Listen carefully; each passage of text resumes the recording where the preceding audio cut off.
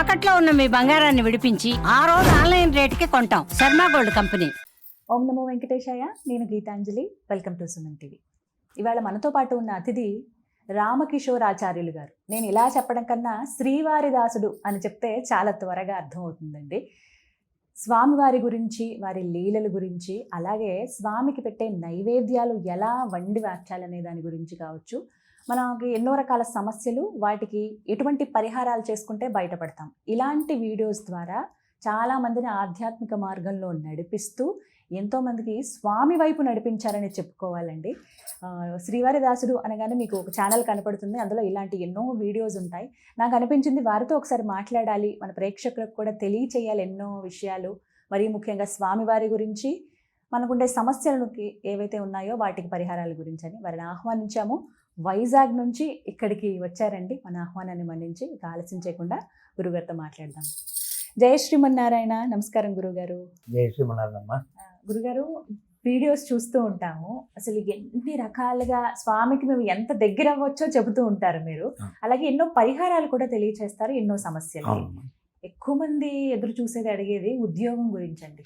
కష్టపడి చదువుతారు కానీ దానికి తగ్గట్టుగా ఉద్యోగం రాదు. కొంతమందికి అసలే ఉద్యోగం ఉండదు, వచ్చి చేజారిపోయే వాళ్ళు కావచ్చు, రాని వాళ్ళు.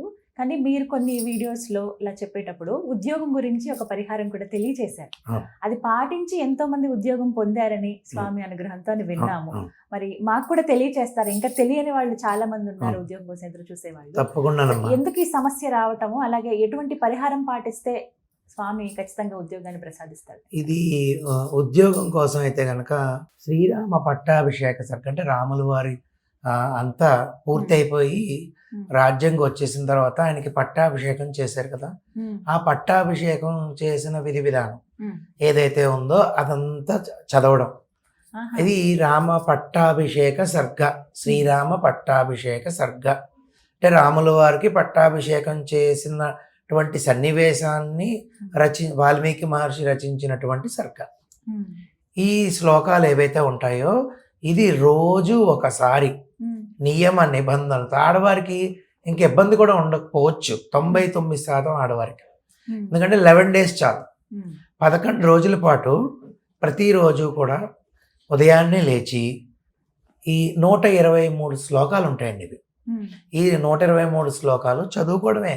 పూజ ఏవి కాదండి, మనసు పెట్టి దేవుడి దగ్గర కూర్చుని, వీలైతే దీపారాధన చేసుకుని కూర్చుని ఆ 123 శ్లోకాలు గనక ప్రశాంతంగా చదవగలిగితే రోజుకి ఒకసారి చెప్పున 11 సార్లు, మొత్తం 11 రోజులు 11 సార్లు అవుతుంది.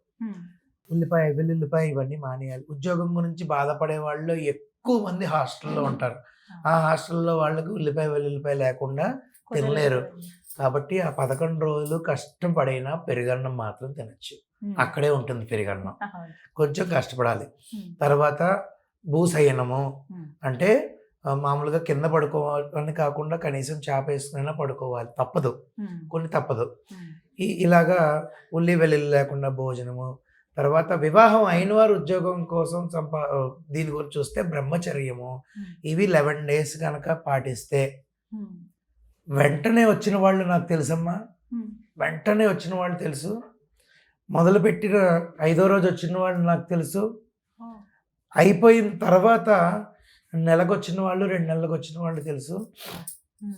నేను స్వామివారి దగ్గర సేవ చేసుకుంటూ ఉన్న వ్యక్తిగా నేను చెప్తున్నాను. ఎందుకు ఇంత పర్టికులర్గా అంటే అందరికీ ఉపయోగపడాలి అని చెప్తున్నాను. ఆయన దగ్గర సేవకుడిగా ప్రమాణపూర్తిగా చెప్తున్నాను. ఎంతమంది ఈ యొక్క పట్టాభిషేక సర్గ చేసి ఉద్యోగాలు సంపాదించి వాళ్ళు భక్తులు నిజంగా ఈ విధంగా ఇంకా ఉన్నారనిపించింది. ఎలాగా అంటే ఇందాక ప్రస్తావన చేశాను, ఒక అమ్మాయి పాపం అమెరికా నుంచి వచ్చి నన్ను కలవడానికి వచ్చింది. అలాగా హైదరాబాద్ నుంచి నాకు తెలిసి 70-80 మంది అయినా పర్టికులర్గా మా ఆలయానికి వచ్చి నాకు ఉద్యోగం వచ్చింది గురువు గారు, మీరు చెప్పింది చేశానని నాకు చెప్పి పెరుమాళ్ళని దర్శనం చేసుకుని వెళ్ళడం కోసం వచ్చాను అని చెప్పిన వాళ్ళు హైదరాబాద్ నుంచి, నెల్లూరు నుంచి, విజయవాడ నుంచి, బెంగళూరు నుంచి వచ్చి చెప్పిన వాళ్ళండి నేను చెప్పేది.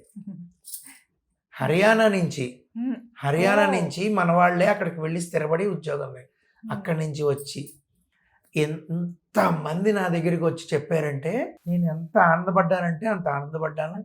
అదేవిధంగా సంక్షేప రామాయణము అంటే ముందుగా రామాయణం వాల్మీకి రామాయణం పూర్తిగా మనకు రావడానికి ముందు అంటే క్లుప్తంగా చిన్నదిగా అంటే 100 శ్లోకాలతో కూడిన సంక్షేప రామాయణం. ఈ యొక్క సంక్షేప రామాయణంలో మళ్ళీ 6 కాండలు వచ్చేస్తాయి. ఈ 100 శ్లోకాల్లో 6 కాండలు వచ్చేస్తాయి.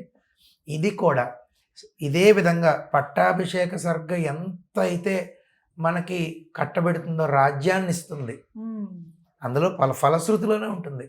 అలాగా రాజ్యం అంటే మనకి రాజ్యాలు ఇప్పుడు రాజ్యం అక్కలే, మంచి ఉద్యోగమే మన రాజ్యం.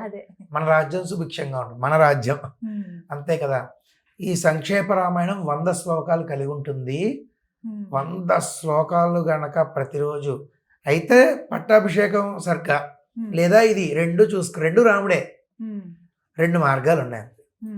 100 శ్లోకాలు రోజుకు ఒక్కసారి చదివి 11 రోజులు గనక దీక్షగా చేయగలిగితే తప్పకుండా ఉద్యోగం సంపాదిస్తారు. కావాల్సింది నమ్మకం తల్లి. నేను ఒకటే మాట చెప్తున్నాను, నమ్మకం ఉండి మనం చేసామా స్వామి మన వెంటే ఉంటారు. ఆయన నిదర్శనం చూపించి తీరుతారు రామయ్య. ఎంతో కొన్ని వేల మంది ఉద్యోగాలు ఈ 2 పాటించి సంపాదించుకున్న వాళ్ళు ఉన్నారమ్మా. ఇది సత్యం పునఃసత్యం. మనం ఆ నమ్మకాన్ని గనక నమ్మకంగా చేయగలిగితే తప్పకుండా మంచి ఉద్యోగం సాధిస్తారు. అందులో తిరుగులేదు. స్థిరత్వం లేదండి ఉద్యోగంలో డెవలప్మెంట్ లేదు. తర్వాత జీతం పెరగాలి, ప్రమోషన్ రావాలి, లేదంటే ఇంకొకటి. ఇదే ఉద్యోగంలోనే సమస్య కొంతమందికి ఏముంటుందంటే స్థానచలనం, నాకు ప్రమోషన్ ట్రాన్స్ఫర్ అవ్వాలి అని అన్ని సమస్యలకి ఈ 2 పరిష్కారం. తప్పకుండా 11 రోజులు ఆచరించండి, తప్పకుండా సాధిస్తారు. ఫలితం ఉంటుంది. చక్కగా తెలియజేస్తారు. ధన్యవాదాలు గురుగారు. ధన్యవాదాలు.